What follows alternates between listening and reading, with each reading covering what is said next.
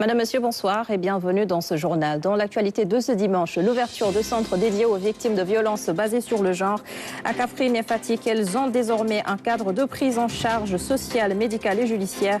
La ministre de la Famille, Maïmouna Dièye, a inauguré ces structures. Focus dans ce journal sur l'hépatite B. Ils sont encore nombreux les Sénégalais qui ne connaissent pas la maladie, alors qu'un retard dans la prise en charge peut causer d'autres dégâts à la personne atteinte. Et dans notre rubrique culture, nous allons revisiter les charmes du pain tissé. Il séduit au fil des générations et s'adapte à la mode contemporaine. Les jeunes créateurs le décrivent comme un incontournable. Et puis dans les sports, notez la prochaine sortie des Lions du basket demain. Le Sénégal joue contre l'Angola. L'équipe affiche confiance et sécurité. Notre envoyé spécial, Pabiram Bigendiaï, nous en dira plus tout à l'heure. 2 centres d'accueil des victimes de violences basées sur le genre ont été ouverts à Kaffrine et à Fatick. La ministre de la Famille a inauguré ces structures qui ont été réalisées et équipées avec l'appui de l'Agence belge de la coopération pour un coût global de 120 millions de francs CFA. Notez également que ces structures vont offrir des services essentiels incluant les premiers soins d'urgence, la délivrance de certificats médicaux, l'accompagnement psychologique et judiciaire. Saliou Seck. Un acte qui traduit l'engagement du gouvernement en relation avec ses partenaires à mettre fin aux violences basées sur le genre. Kaffrine Etren, un lieu sûr où les victimes des violences sexuelles et autres devront bénéficier d'une prise en charge holistique. Aujourd'hui, avec l'inauguration de ce centre d'accueil unique à Kaffrine, nous mettons en place un modèle centré sur les besoins et les droits de la victime. Ce centre est conçu pour être un lieu sûr, un havre de paix où les victimes trouveront écoute, réconfort et accompagnement. Le centre d'accueil unique de Kaffrine offrira une gamme complète de services essentiels, incluant les premiers soins d'urgence, les examens médicaux légaux et la délivrance de certificats médicaux. Réalisé avec l'appui de l'Agence belge de coopération, ce centre devrait être géré par des professionnels pour un accompagnement psychologique, juridico-judiciaire et pour la réinsertion socio-professionnelle. Un même dispositif est réceptionné à Fatick. C'est grâce aux priorités faites par Madame la Ministre, priorités que nous appuyons. Et donc, je voudrais rendre l'honneur à Madame la Ministre pour cette initiative exceptionnelle. Cette cérémonie matérialise en même temps un défi, et de manière très concrète parce qu'elle matérialise la mise en œuvre de l'approche multisectorielle en renforçant davantage la synergie entre les acteurs dans le cadre de la prévention et de la prise en charge des violences sexuelles et basées sur le genre. À Fatick comme à Kaffrine, l'engagement de tous les acteurs est sollicité pour le bon fonctionnement de ces centres. Votre engagement sera indispensable pour l'intégration du centre dans le tissu social et administratif de votre région. La réussite de ce centre dépend de l'engagement de tous. Faites connaître ce centre et ses services. Encouragez toutes les personnes qui en ont besoin à franchir ses portes. Pour garantir l'effectivité et l'efficacité de ces centres, un protocole de collaboration est signé entre les différents ministères sectoriels et des dispositions sont prises pour le bon fonctionnement de ces centres. Inauguration ce week-end également de la nouvelle clinique dentaire et la pose de la première pierre du centre de soins universitaire. Près d'1,5 milliard de francs CFA financés par l'ONG Mercy Ships. Des infrastructures modernes équipées qui vont permettre à l'Institut d'odontologie stomatologie de l'UCAD de garder sa place de leader en Afrique francophone. Les précisions de Ramatadem. La plaque dévoilée montre le nouveau visage de la clinique dentaire de l'Institut d'odontostomatologie de l'université Cheikh Anta Diop de Dakar. Une fierté pour les professeurs et étudiants venus nombreux assister à cet événement. Ces 2 infrastructures répondent à des objectifs multiples. Renforcer les capacités nationales, améliorer l'accès aux soins bucco-dentaires de qualité en intégrant pleinement la formation initiale à la pratique clinique encadrée, au bénéfice des étudiants en chirurgie dentaire, futurs professionnels de santé bucco-dentaire. Près de 500 étudiants pourront ainsi bénéficier d'un enseignement de qualité afin de les rendre plus opérationnels. Donc nous faisons de la simulation dès la deuxième année. C'est que là, ici, il n'y a pas la première fois sur le patient.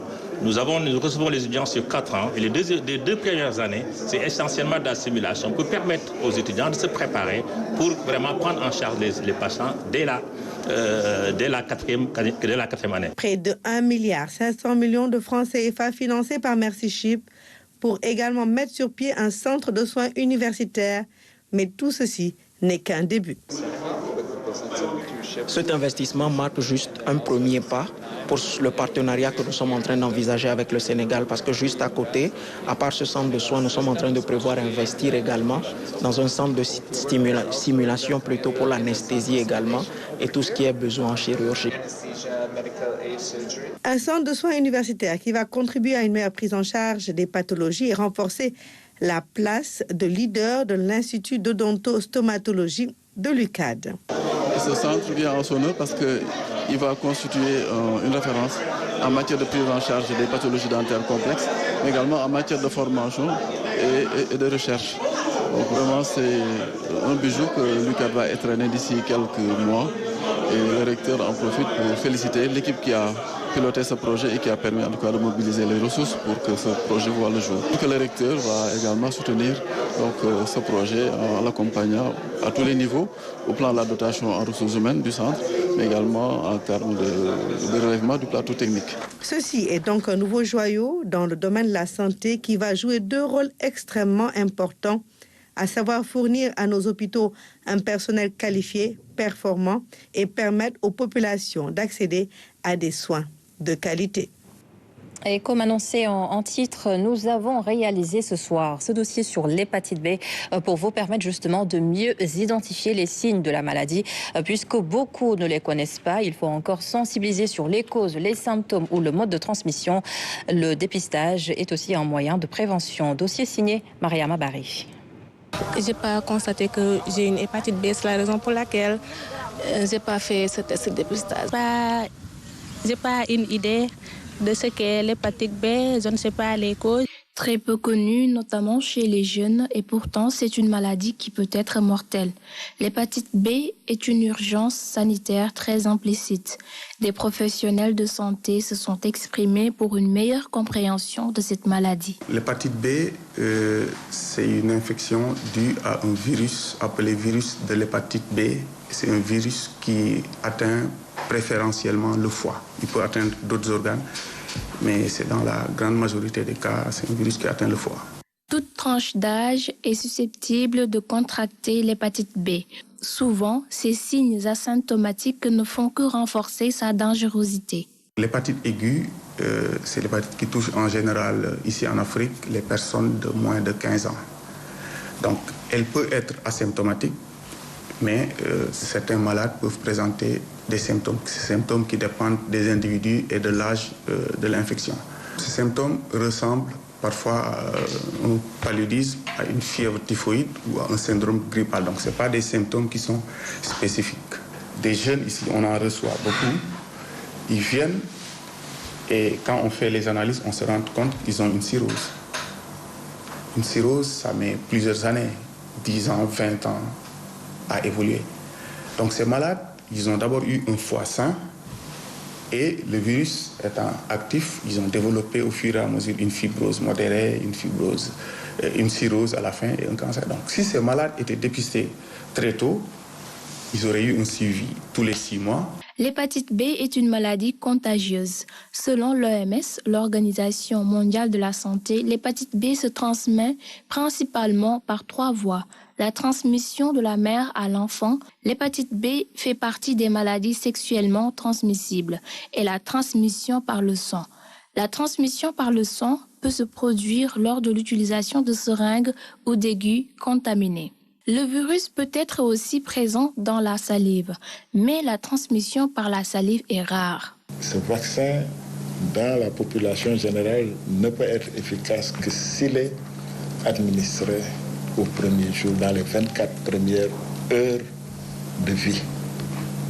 Généralement, quand on saute cette semaine-là, les 24 premières heures après la naissance, sans administrer le vaccin, chez beaucoup de nouveau-nés, l'infection se développe. Mais l'acheminement du vaccin partout dans le pays pose un certain nombre de problèmes. Parce qu'il y a des conditions de conservation, des conditions de distribution. Et jusqu'à présent, malheureusement, dans nos pays, quelqu'un qui accouche à domicile dans une zone isolée, il a d'autres priorités qu'une vaccination dans les 24 premières heures. À l'hôpital Fann, l'association Safara Hépatite organise aussi des rencontres afin d'échanger sur le sujet de l'hépatite. Elle se fixe aussi des missions. On fait des plaidoyers, on accompagne psychosocialement les patients, on les oriente vers les structures agréées et on essaie aussi de les accompagner par rapport même à leur vie quotidienne. On les pousse à faire des dépistages, en tout cas familiaux, pour permettre aussi à leur famille d'échapper à la maladie. Et oui, la société sénégalaise, elle est ainsi faite des regards. Faits et gestes suffisent pour saisir le non-dit. Les personnes vivant avec l'hépatite B ressentent parfois un lourd fardeau. Problème de stigmatisation, il y en a un gogo. Parce que ce qui se passe même au niveau de notre association, nous avons 2 cas de patients qui ont été divorcés parce que leur époux les a rejetés. Il n'y a pas de raison de faire une discrimination. L'hépatite B, tueuse silencieuse, est plus que jamais une urgence sanitaire. Faire le dépistage est dès lors plus que nécessaire. Non subventionné, le dépistage de l'hépatite B est payant, mais il est gratuit si la personne fait un don de sang. Le Sénégal s'inspire de la médecine traditionnelle indienne. Nos autorités sanitaires sont en train d'explorer une technique vieille de plus de 5000 ans appelée Ayurveda. Un symposium a rassemblé médecins, chercheurs, praticiens autour de cette démarche. Diary Bassirou Cissé. Cette démarche vise à compléter la médecine moderne par une approche holistique, axée sur la prévention et l'équilibre entre le corps et l'esprit. Réfléchir sur le plan scientifique, sur le plan politique et institutionnel, et essayer de l'introduire dans notre système de santé en tant que médecine complémentaire et alternative.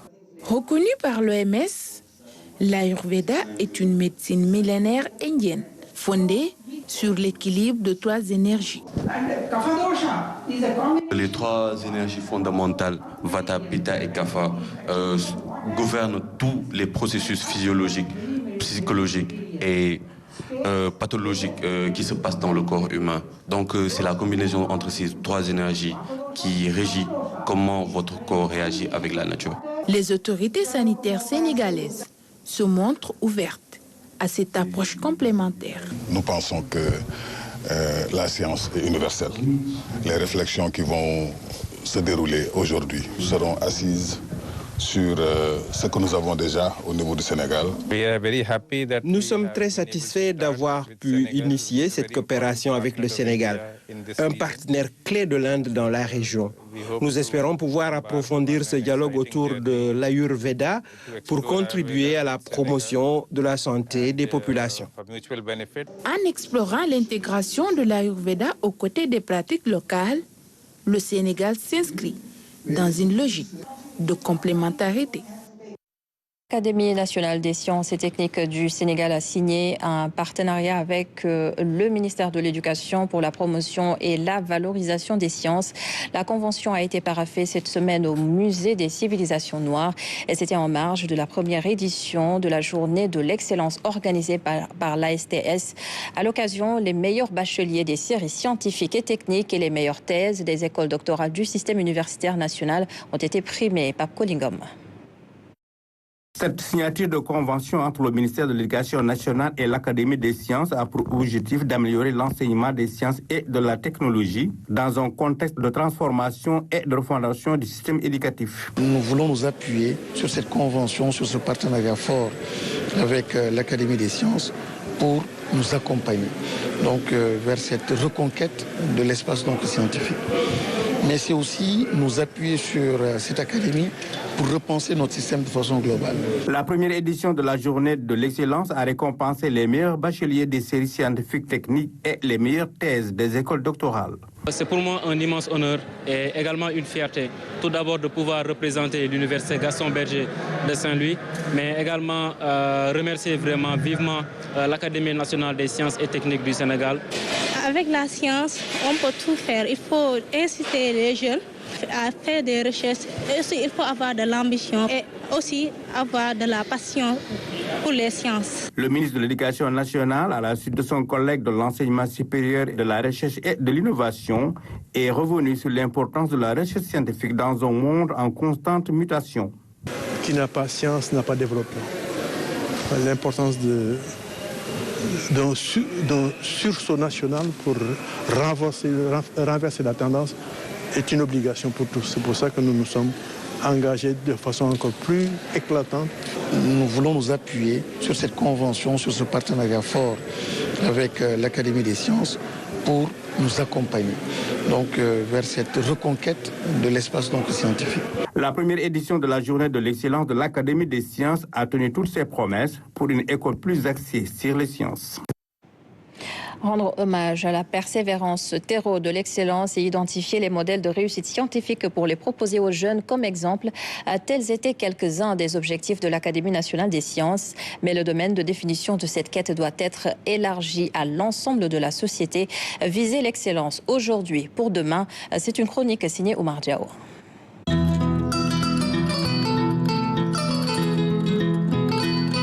Célébrer l'excellence transcende une simple cérémonie protocolaire pour révéler les fondements d'un projet de société ambitieux. Cette reconnaissance publique des talents et des réussites constitue un acte majeur car elle institue l'excellence comme une norme sociale et une valeur cardinale dépassant les logiques de reproduction sociale pour privilégier le mérite. L'excellence qui devrait être célébrée plus souvent ne se résume pas à la performance individuelle. Elle incarne une exigence collective, un mouvement d'ensemble qui transforme la société en laboratoire de l'émulation. La journée révèle ainsi sa fonction cathartique. Elle débarrasse le débat public de la démagogie et de la vanité pour réaffirmer que seul l'effort et la quête des savoirs peuvent garantir le progrès. En célébrant publiquement des parcours exemplaires, l'État opère une révolution symbolique qui repositionne le génie et la persévérance au premier rang. Cette célébration revêt une dimension stratégique où l'Académie nationale des sciences et techniques joue un rôle déterminant. Elle est au cœur de l'écosystème de la recherche tout en conseillant les pouvoirs publics sur les orientations technologiques nécessaires face aux défis. La question de l'égalité des genres dans l'accès aux sciences demeure un enjeu majeur. Car malgré des progrès, les stéréotypes continuent d'entraver l'orientation des jeunes filles vers les sciences. La journée de l'excellence, en valorisant des parcours féminins de qualité, contribue à déconstruire ces barrières plus culturelles que naturelles. L'Académie soutient cette démarche par des programmes incitatifs, convaincus que l'envol scientifique exige la pleine mobilisation de tous les talents, sans distinction de genre. L'enjeu ultime réside dans l'édification d'une société de l'excellence inclusive où chaque potentiel trouve un espace d'épanouissement pour contribuer au progrès collectif. Bien plus qu'une célébration, cette journée doit s'assimiler à un instrument de transformation et de refondation sociale par l'élévation des esprits.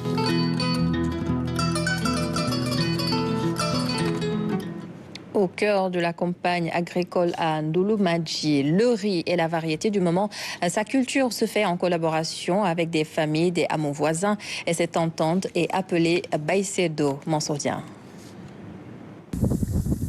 En cette période de la campagne agricole, le vent balaie les épis de riz arrivés à maturité. Ce champ de 36 hectares situé dans la commune de Ndouloumadji est la propriété de cet homme. Héritage de son père, il y travaille depuis ses 19 ans. À l'époque, on cultivait un peu de maïs, un peu de riz. Plus tard, on y a associé des légumes comme la carotte, le chou paumé et même de la banane. Puis en 2004, j'ai voyagé en France. Après un séjour de 6 mois dans l'Hexagone, il reprend l'activité agricole en s'appuyant sur les familles qui habitent dans les villages environnants. Je travaille avec les familles en faisant ce qu'on appelle Baïsedo. Elles cultivent et on partage la récolte. Je peux octroyer des terres selon la taille des familles. Ici, je peux accueillir une quarantaine de familles. Ce concept d'agriculture partage est matérialisé par la présence de cette famille. Le père et les garçons battent le riz, tandis que les femmes se consacrent à son vannage. Nous cultivons ici dans le champ de Tierno. Il y a beaucoup d'avantages. À la récolte, nous obtenons du bon riz et pour les légumes aussi, c'est pareil. La terre est fertile ici. Le vannage est difficile puisque tes mains sont en mouvement tout le temps. Mais on s'en sort quand même. Le courage et la détermination de ces femmes sont loués par celui qui les côtoie depuis plusieurs années. Les femmes, disons, ils font ce que les hommes font. C'est la même chose. Il y a des femmes qui récoltent, il y a des femmes qui, comme vous les voyez, enlèvent le riz aux herbes. Originaire de la Casamance, Makhtar totalise plus d'un quart de siècle de présence au Fouta. Pour lui, la production au niveau de ce périmètre pourrait dépasser son niveau actuel à condition de revoir les aménagements. On ne peut pas cultiver une grande largeur. S'il y avait un canal en haute surface, ça faciliterait l'irrigation. Et une personne peut cultiver 1 à 2 hectares. Mais comme la possibilité d'irrigation est difficile, tu ne peux que cultiver 0,50. Et 0,50 pendant 4 mois. En tant que père de famille, 0,50. Tu récoltes au maximum 2 tonnes de riz. Si nous avons un bon aménagement, j'en suis sûr et certain, il y a de nos gars qui sont partis. Mais si on a bien aménagé et qu'ils voient que nous, on s'y voit dans la culture, ils vont revenir. Parce qu'ils n'ont pas mieux qu'ici. Pour faire face à certaines charges, les dérivés du riz sont d'un grand secours. Quand tu finis de récolter, tu vends la paille. Ça te permet de payer les frais, comme l'engrais, le gasoil. Une bonne quantité, oui. Voilà. On le vend, si c'est cher, à 12 000, 10 000. Ça dépend. À part le riz, l'année agricole dans cette parcelle est rythmée par d'autres spéculations comme l'oignon, auxquelles il faut ajouter également des produits horticoles comme le chou, la tomate, le gombo, le djahatou ou aubergine amère. Direction Cap Skirring, le nouveau quai sera opérationnel dans 18 mois. Les travaux financés par la Banque mondiale sont estimés à plus d'1 milliard de francs CFA. Les acteurs de la pêche de la localité se disent impatients de travailler dans un environnement plus moderne. Voici le reportage de Michel Mendy. À travers les ruelles du quai de pêche du Cap Skirring, Ibrahima Gueye nous amène découvrir son lieu de travail. C'est ici que le poisson débarqué est pesé et stocké avant sa commercialisation. C'est la chaise qui est le produit le plus pêché actuellement, et les ethmoloses, les sardinelles. D'ici, les gros poissons, les phosmories, otolithes, comme ça, côté que. Mais d'ici le mois de septembre, il y aura une amélioration sur le travail. C'est sur ce site où les méthodes de travail n'ont pas évolué depuis des décennies que le gouvernement compte réaliser un quai de pêche moderne. Et c'est le ministre des Pêches, des Infrastructures maritimes et portuaires qui est venu faire la pose de la première pierre. Le futur débarcadère athlétique moderne de Cap Skirring sera construit sur une superficie totale de 6 800 m² pour un coût global d'1,7 milliard de francs CFA, et la durée des travaux est fixée à 16 mois. Le gouvernement du Sénégal, conscient du riche héritage maritime de notre pays et de la biodiversité marine exceptionnelle qui l'accompagne, souscrit pleinement à la nécessité d'organiser une économie halieutique moderne basée sur des infrastructures de production, de réception et de mise en valeur post-capture conformes aux exigences sanitaires, de sécurité et de salubrité. L'infrastructure financée par la Banque mondiale à travers le projet SENREM sera dotée de toutes les commodités requises. Il y a la salle de prière, la garderie d'enfants et l'infirmerie. Ça, ce sont les bureaux administratifs. Pour la vente locale, c'est ici. Les marieurs, les écailleurs et les exportateurs seront logés dans ce bâtiment. Le parking d'extérieur peut prendre 60 véhicules, celui d'intérieur 140. À l'intérieur, 140. Avec ce projet, c'est une vieille doléance qui sera réalisée. Les populations et les autorités locales saluent l'engagement de l'État et de ses partenaires. En ce jour historique de pose de première pierre du quai de pêche moderne de Cap Skirring, à travers vous, le maire et les populations que nous représentons, remercie et félicite son Excellence, le président de la République. Avec ce qui se fait aujourd'hui, je considère que la transformation promise par les nouvelles autorités est bien possible. Avec la construction annoncée du port de Nikin et les infrastructures connexes qui verront le jour. Entre pêcheurs, marailleurs et femmes transformatrices, c'est plus d'1 millier d'acteurs qui s'activent autour de ce quai de pêche. Chaque année, environ 25 000 tonnes de poissons quittent ici pour l'intérieur du pays, avec un chiffre d'affaires qui tourne autour de 10 milliards de francs CFA. Et dans le même temps, sachez que le poisson séché se fait rare actuellement à Ziguinchor. On peut dire que c'est normal en période d'hivernage et c'est pourquoi les femmes transformatrices se contentent des petits poissons. Mariama Bangoura. Cette allée du marché Baneto est bien connue des femmes. C'est un endroit très indiqué pour qui veut du poisson séché, communément appelé gedj. En ce moment, je n'ai que des petits poissons séchés. Le feutre, le con, le tchekem. Quant au gedj beurre, il est très rare en ce moment. Le gedj, ce produit très prisé dans la cuisine sénégalaise, est aussi très rentable.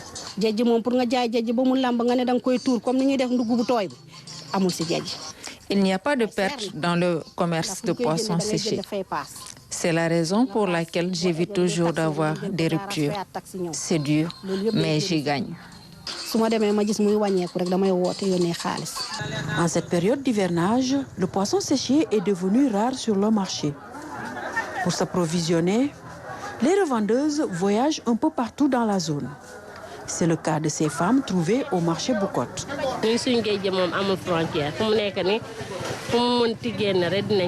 Pour nous ravitailler, nous pouvons aller à Kafountine, au Cap Skirring, même jusqu'en Guinée-Bissau.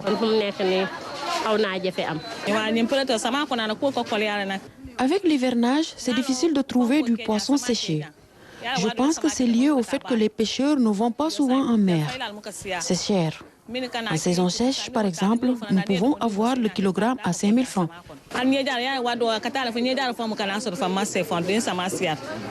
Sur le site de transformation du quai de Boudodi, l'activité est au ralenti. Ces femmes regroupées en GIE sont obligées de se contenter de quelques bassines remplies de petits poissons.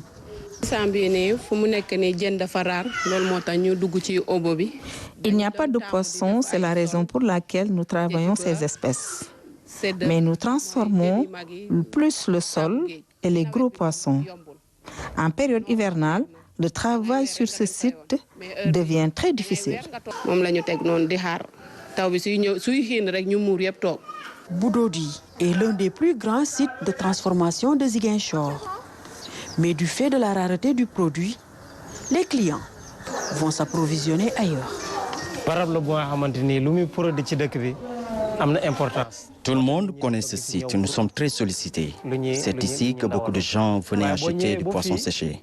Mais en ce moment, le travail ne marche pas bien. Le kilogramme est vendu à 4 500 francs. Tu vois ces petits poissons très difficiles à écailler. Les 3 ou 4, selon leur taille, sont vendus à 50 francs. Nous souhaitons avoir un camion frigorifique pour aller chercher du poisson dans d'autres quais, comme Chowal ou Saint-Louis. Le manque de poissons noté ces derniers jours à Ziguinchor affecte l'activité de transformation. En attendant de meilleurs lendemains pour la pêche, beaucoup de femmes perdent une source de revenus importante.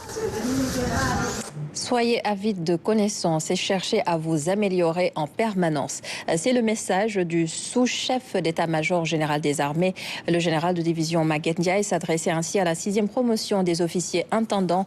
Après 9 mois de formation, ils ont enfin reçu leur diplôme, Moussa Mané. Cette 6e promotion de l'EMAMTI est forte de 23 officiers stagiaires.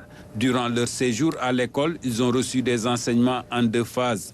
D'abord un tronc commun, puis une phase de spécialisation. Ce cours a été clôturé par un examen de sortie et d'une soutenance de dossier de fin de stage. Au vu des résultats obtenus, je tiens particulièrement à féliciter les formateurs civils et militaires dont la disponibilité, l'engagement et le professionnalisme nous ont toujours valu beaucoup de satisfaction. Avec les connaissances et techniques acquises, ils sont aptes à remplir correctement des tâches liées à leur formation, mais aussi occuper des fonctions dans l'administration militaire. Partout où le devoir les appelle, ils doivent incarner les valeurs de l'école. Soyez disponibles et loyaux envers vos chefs, dont vous serez les collaborateurs directs ou les premiers conseillers en matière d'administration. Soyez avides de connaissances et cherchez à les améliorer en permanence par la formation et la recherche documentaire. Et ce n'est que de cette manière que vous pouvez être compétent dans votre métier. Cette promotion compte des officiers stagiaires issus de 5 pays africains, ce qui confère à l'EMAMTI le caractère d'une école sous-régionale et même régionale. C'est d'ailleurs ce qui explique les nombreuses demandes de places de stage de nos partenaires pour la formation de leurs officiers d'administration dans votre école. Je suis convaincu qu'au niveau national, sous-régional et même régional, la mutualisation de nos infrastructures de formation et la synergie de nos diverses actions sont un gage sûr pour l'atteinte de nos objectifs respectifs. Ouverte aux autres corps militaires et paramilitaires, l'EMAMTI assure la formation des intendants militaires, sous-officiers et militaires du rang dans les spécialisations de l'administration militaire. Et voici à présent une question qui résonne dans l'actualité de ces derniers jours. Il s'agit de la refonte du règlement intérieur de l'Assemblée nationale. Ayib Daffé relativise la portée de la décision du Conseil constitutionnel qui a censuré certaines dispositions jugées contraires à la Constitution. Pour le président du groupe parlementaire PASTEF, ce n'est pas un désaveu. Il était l'invité de l'émission Point de vue et je vous propose de suivre cet extrait de l'entretien.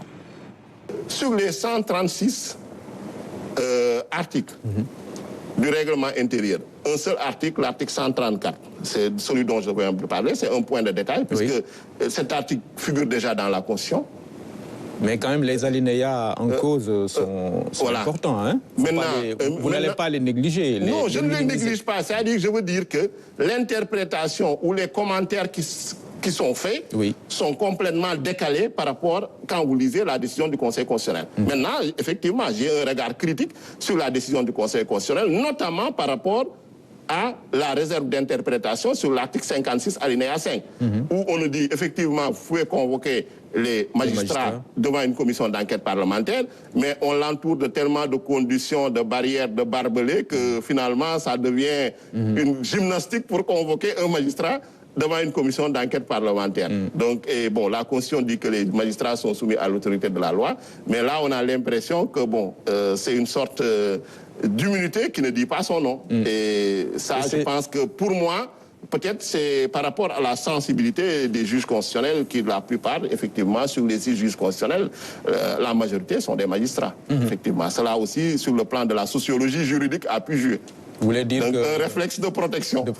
Voilà. En tout cas, ce qu'on a... Parce que peut-être qu'ils pensent que le législateur est turbulent, veut s'immiscer voilà, dans le fonctionnement de la justice. Non, mais c'est pas le cas. Mais on vous avait quand même alerté. Parce que nous, députés, nous sommes convoqués devant les magistrats, nous répondons devant la justice, bien sûr, selon un certain nombre de conditions. Les premières assises pour la sauvegarde et l'épanouissement du mariage au Sénégal se sont déroulées ce week-end au Grand Théâtre de Dakar. L'initiatrice Mamfama Diouf, fondatrice de l'école du mariage, a pu rassembler, et vous allez le voir, plusieurs générations pour un partage d'expériences. Le compte-rendu de Mariam Abari. Séance de spectacle aussi divertissante et instructive se rapportant au thème du jour. Le mariage à l'épreuve des temps modernes s'est tenu sous le regard attentif des personnalités. J'ai voulu cet événement parce que je suis une femme de ce pays, témoin des douleurs silencieuses, des ruptures brutales, des solitudes cachées et des cris étouffés par tant de femmes, d'hommes et de couples en quête d'équilibre, de paix et de compréhension. J'ai voulu ces assises parce que je crois que le mariage, quand il est sain et solide, est l'une des plus belles fondations d'une société prospère et juste. Des invités se sont aussi exprimés à l'instar des autorités. L'importance du mariage est d'ailleurs reconnue au plus haut niveau de notre État. En effet, la Constitution en garantit le droit et pose les bases de sa protection. Elle consacre les principes d'égalité entre les époux, de protection de la famille et des enfants et de liberté individuelle qui sont autant de piliers sur lesquels repose l'institution matrimoniale. Des panélistes ont aussi échangé sur ce sujet. Il y a des influenceurs étrangères, notamment à travers les réseaux sociaux. Les jeunes passent la majeure partie de leur temps à les suivre pour mieux faire connaissance avec l'éducation matrimoniale. Au sein de l'espace familial, il n'y a personne pour les aider à comprendre réellement le mariage.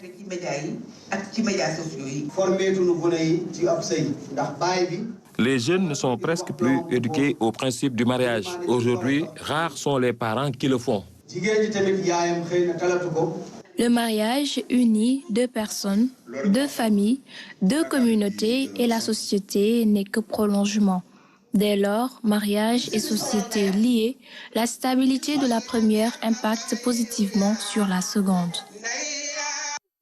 Célébration du Bamba Day dans deux villes américaines, Détroit et Cincinnati, où la communauté mouride a mis sur pied la résidence de l'islam Kër Serigne Touba grâce à l'achat d'une église à plus de 200 millions de francs CFA. Envoyé spécial à Biboumaï. C'est par les routes du ciel que la délégation sénégalaise a relié Detroit dans le Michigan et Cincinnati, Ohio. Serigne Mamadou Mbacké et sa délégation ont pu communier avec une forte communauté sénégalaise composée ces derniers temps par des jeunes compatriotes qui ont pu tenter l'émigration par la voie du Nicaragua et qui avaient besoin d'être sensibilisés sur le respect des lois et règlements en vigueur dans ce pays d'accueil. Et c'est le message de Serigne Mamadou Mbacké dans cette salle de la résidence de l'islam ou Kër Serigne Touba à Detroit, Michigan.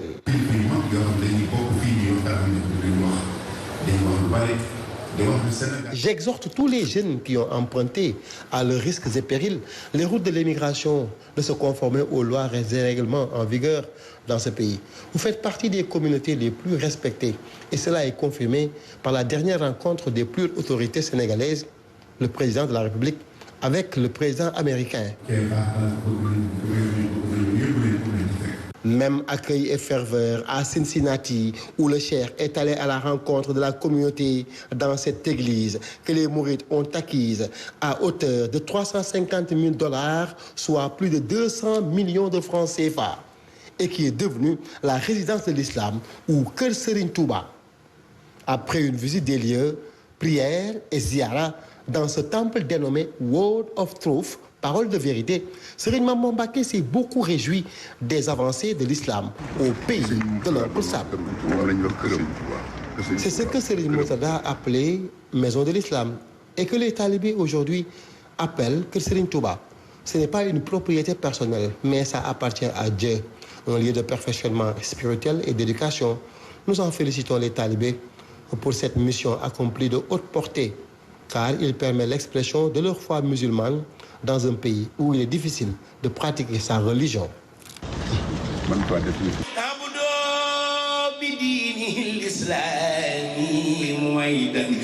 Après une rencontre avec les compatriotes sénégalais dans sa diversité ethnique, confrérique, direction Baltimore, Washington, pour d'autres temps forts du Bamba Day 2025. L'autre titre de ce dimanche sur ce symbole d'un savoir-faire ancestral, le pagne tissé qui se modernise.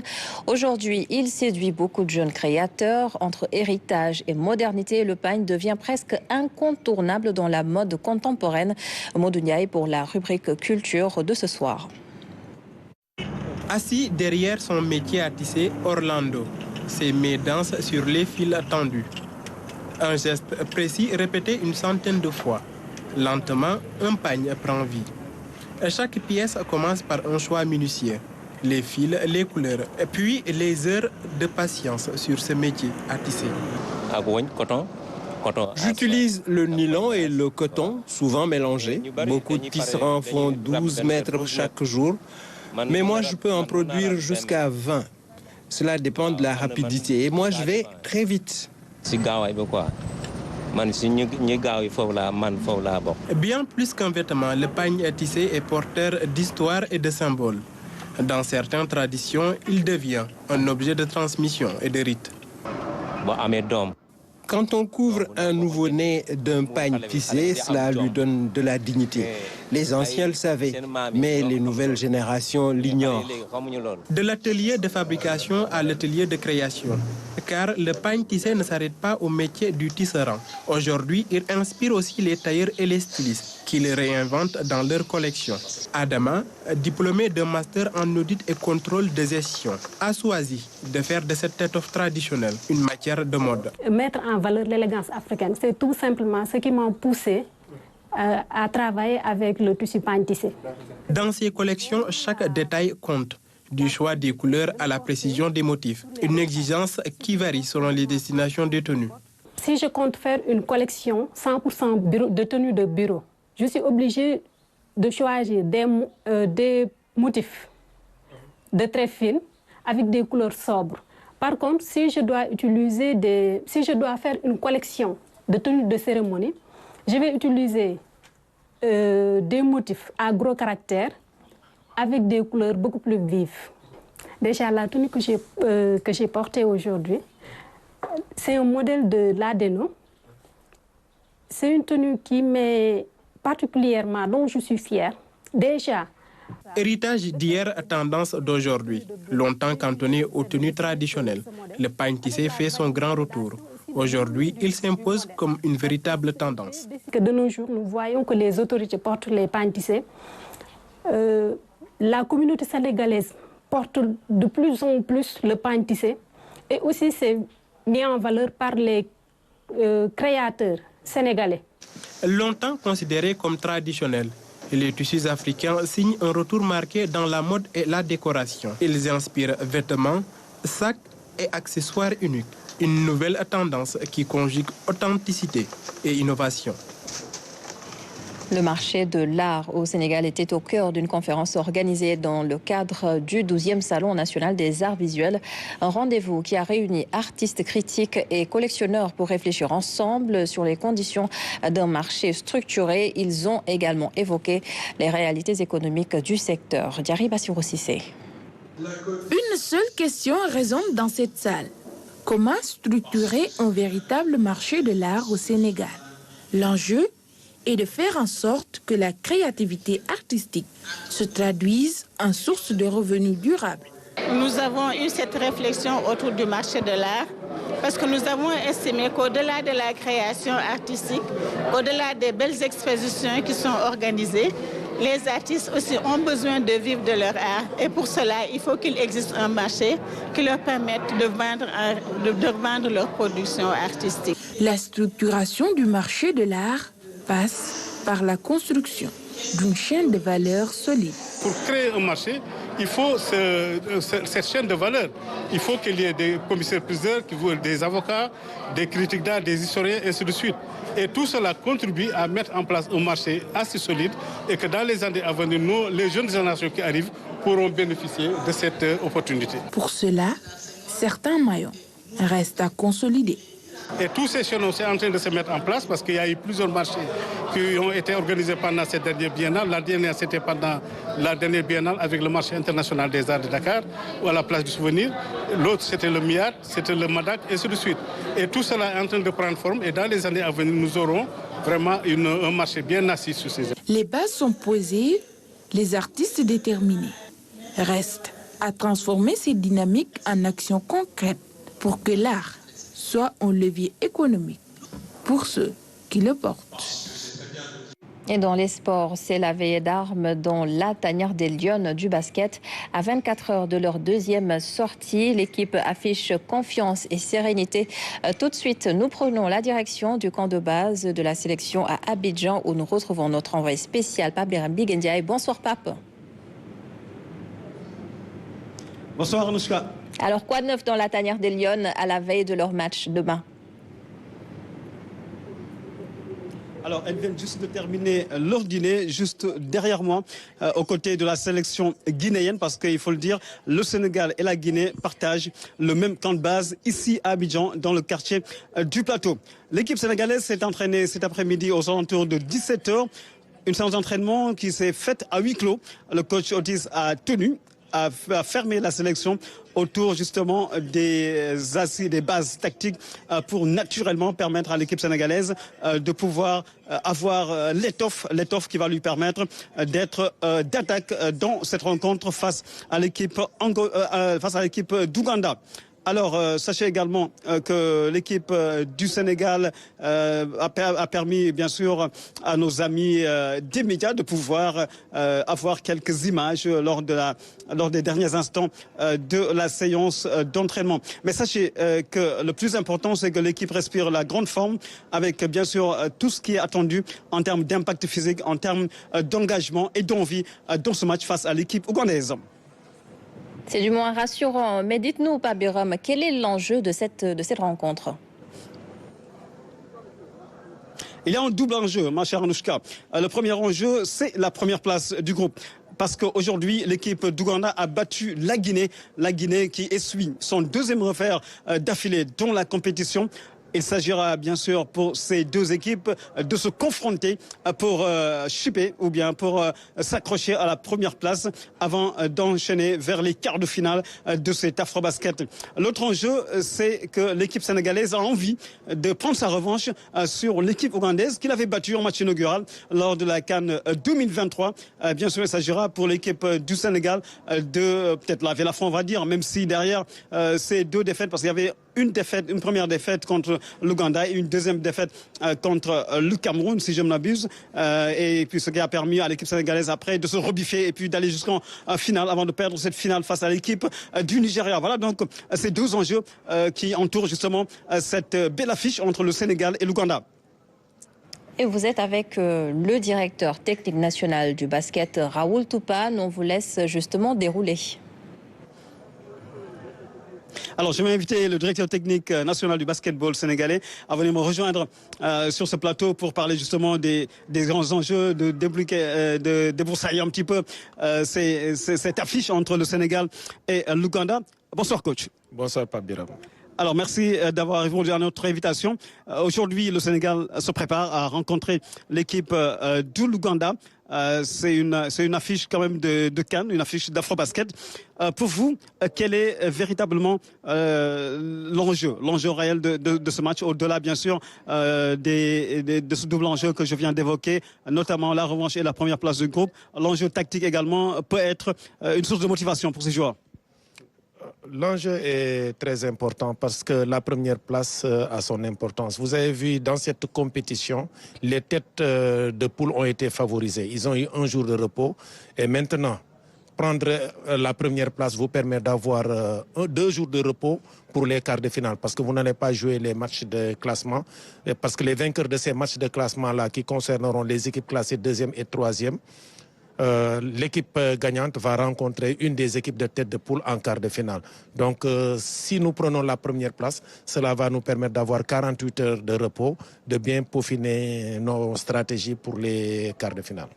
Alors, par rapport justement à cette affiche Sénégal-Ouganda, les forces en présence, on les voit sur le papier, bien sûr. Quelles sont les chances du Sénégal dans cette confrontation ? Le Sénégal part favori, mais il ne faudra pas être trop confiant parce que la dernière fois, chat échaudé craint le feu. C'est ce qui s'est passé la dernière fois. Donc, il y avait des circonstances qui nous ont valu ces déboires, mais nous allons y remédier. Et cette fois-ci, toutes les mesures seront prises pour que les mêmes situations ne se reproduisent pas. Nous avons nos qualités, nous savons aussi les faiblesses de l'équipe adverse. Donc nous mettrons toutes les chances de nos côtés et la mise en place des stratégies victorieuses. L'équipe sénégalaise n'a pas été très adroite sur les tirs à 3 points lors du match face à la Guinée. Est-ce que c'est un paramètre sur lequel on peut également se baser pour bâtir également une analyse qui fait qu'aujourd'hui le Sénégal quand même a certaines choses à améliorer dans son jeu? Oui, nous n'avons pas une très grande réussite, mais nous avons un très bon impact dans le jeu intérieur. Et nous devons nous attendre à ce qu'ils nous mettent une zone ou bien une défense individuelle tassée pour empêcher le jeu intérieur. Mais si nos tireurs seront au rendez-vous, il n'y aura pas de problème. Mais on a aussi une défense très agressive qui nous permettra de gagner beaucoup de balles pour aller très vite vers l'avant. Donc toutes ces dispositions-là ont été prises en compte par le coach qui a préparé son match aujourd'hui. Nous ne pouvons pas dévoiler toutes les stratégies. Le Sénégal n'a pas été la seule équipe à être maladroite sur les tirs à 3 points. Certaines explications font état du fait qu'il y a un manque de repères. C'est un nouveau stade avec bien sûr un parquet différent. Ça peut être un début d'explication par rapport justement à ces contre-performances entre guillemets. Nous ne cherchons pas d'excuses. Les terrains sont partout les mêmes, les CSO sont partout à la même distance. Donc c'est à nous de nous remettre en question et de travailler encore davantage, d'être constant et de gérer notre stabilité émotionnelle face à l'adversité. Donc c'est à nous. Le problème c'est nous, je ne trouve pas d'autres excuses. Si nous n'avons pas de réussite à l'extérieur, nous allons prendre les tirs à 2 points ou bien le jeu extérieur. L'objectif reste le même, aller jusqu'en finale. L'équipe a les moyens, l'étoffe pour gagner cette offre basket. Oui, c'est l'objectif principal, mais nous prendrons les matchs étape par étape, les matchs les uns après les autres. Le talent, il est là? Le talent est là, certes. Si vous prenez le dernier match, il y a eu une constance et il y a des révélations. Par contre, il y a certains qui ne sont pas encore au rendez-vous. Nous espérons qu'ils seront là pour les matchs importants. Merci, coach. Merci. C'était là, Anna Manouchka, le coach. Raoul Toupane, c'est le directeur technique national de football, de basketball, qui nous a fait l'amitié, bien sûr, de partager ces grands moments avec nous. On va se quitter avec peut-être une image sympathique avec notre chemin Paco.